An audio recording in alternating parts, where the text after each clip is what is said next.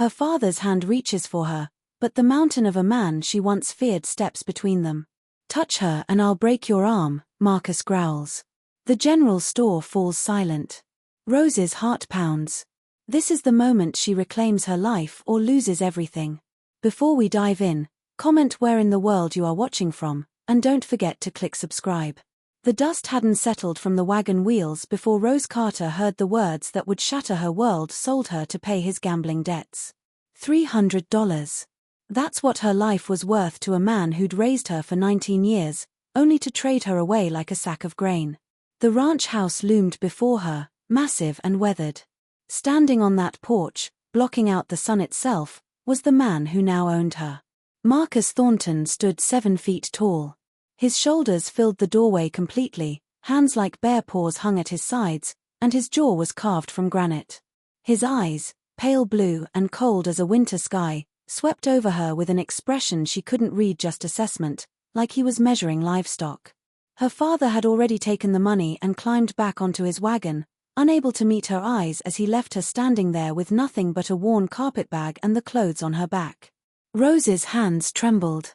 She'd heard stories about frontier men, about what they did to women out here where law was just a word and God seemed too far away to notice. "Inside," Marcus said, voice deep as a canyon. It wasn't a request. Terror had nailed her boots to the dirt. She was barely 5'3", and looking up at this mountain of a man made her feel like prey. "Get inside. Now." Her legs obeyed, carrying her up those 3 wooden steps and through the doorway into shadow.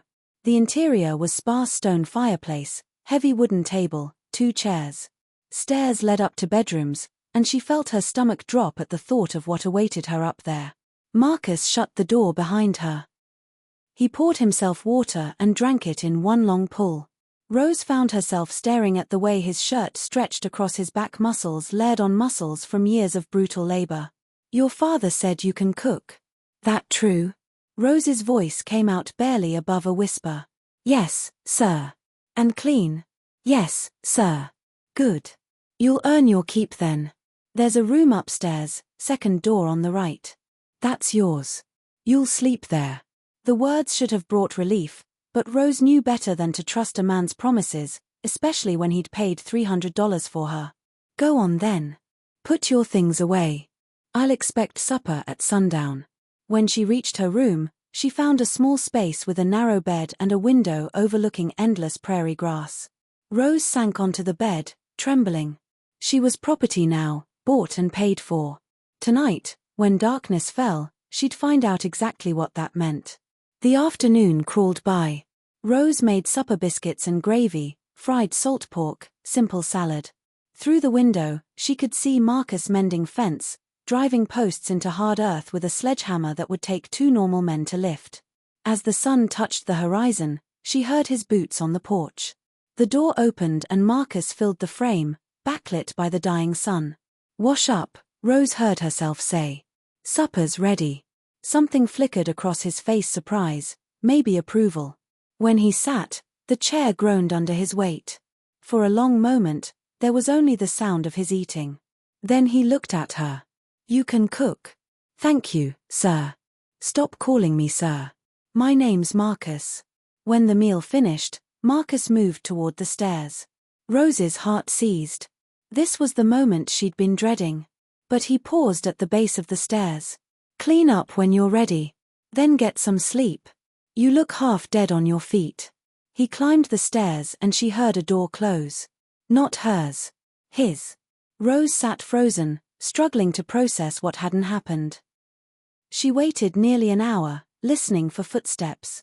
But the house remained quiet. That night, Rose slept in her clothes, one hand gripping a paring knife under her pillow. But her door never opened.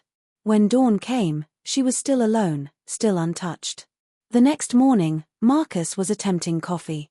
The grounds were everywhere, something burning. "Let me," Rose said softly. The silence felt heavy as she cooked. Then Marcus spoke. "You afraid of me?" It wasn't a question. "Yes," she whispered. "Your daddy told me you'd make a good wife. What he didn't tell me was that you were terrified. That he was selling you like livestock." He paused. "I paid good money for you. But I didn't pay that money to buy a slave or a frightened rabbit. Then what did you pay for? A partner. Someone to help run this place. I've been alone 3 years since my wife died in childbirth. The baby too. I need someone who can handle the house while I handle the land. The revelation hit her. A wife dead in childbirth. Suddenly his sighs seemed less threatening. The hardness in his face wasn't cruelty but grief. I'm not going to force myself on you. You've got your own room, and it'll stay that way until, if you decide different. But I need to know if you can work. Rose finally looked at him.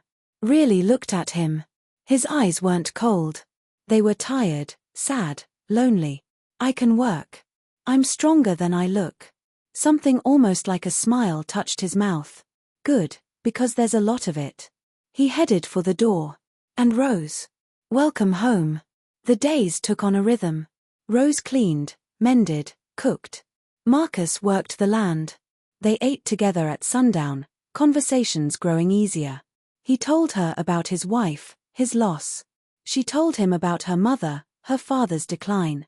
One evening, Marcus brought fabric deep blue, forest green, warm cream. 4 dresses. Figured you could use them. Tears sprang to Rose's eyes. Thank you. You work hard. You should have decent clothes. A man who bought fabric for a woman he barely knew. Who gave her her own room. Who said thank you and welcome home. That wasn't the monster she'd feared. The 3rd week brought rain. Marcus came in soaked, pale with pain. You're hurt, Rose said, moving toward him. Just got kicked by a horse. Let me see. When she unbuttoned his shirt, a massive bruise bloomed across his ribs. She heated water, cleaned the injury, wrapped it carefully. Her arms encircled his body, close enough to smell him beneath the rain, something earthy and masculine. When she tied off the bandage, his hand covered hers. The touch was gentle, hesitant. Thank you. Not just for this. For everything. You've made this place feel like a home again. Her hand turned beneath his, their palms pressing together. I'm not afraid anymore, she whispered. Good. That's good. 2 weeks later, they rode into town together. Rose wore her new blue dress. At the general store, Marcus introduced her as his future wife. Then she heard her father's voice. Well, if it ain't my darling daughter. He stumbled forward. Maybe I want her back. She's not yours to want, Rose said. I'm not a thing to be bought and sold. I'm a person, and I choose to stay here with Marcus. Her father lurched forward, reaching for her. Marcus stepped between them. Touch her and I'll break your arm. The store fell silent. This was the moment. Marcus grabbed her father's wrist. You'll leave town today. And you won't come back. Ever. Her father looked desperate. I'm your father. You were my father. Past tense. You stopped being my father when you handed me over like I was nothing. I don't owe you anything. The words felt like power.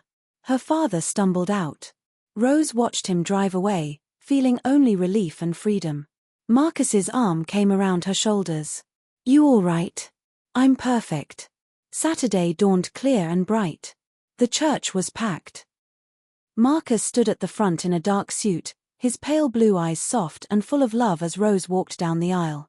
When the reverend pronounced them husband and wife, Marcus kissed her softly, reverently. I love you, he whispered. I love you too. 1 year later, Rose stood at the kitchen window, one hand on her swollen belly, watching Marcus work. The ranch had prospered. The house had curtains in every window and a garden out back. But the best change was in Marcus's eyes, the way he smiled easily now, the way he held Rose each night and whispered how much he loved her. The door opened and Marcus came to her, placing his hand over hers on her belly, feeling the baby kick. Everything's right, he said softly.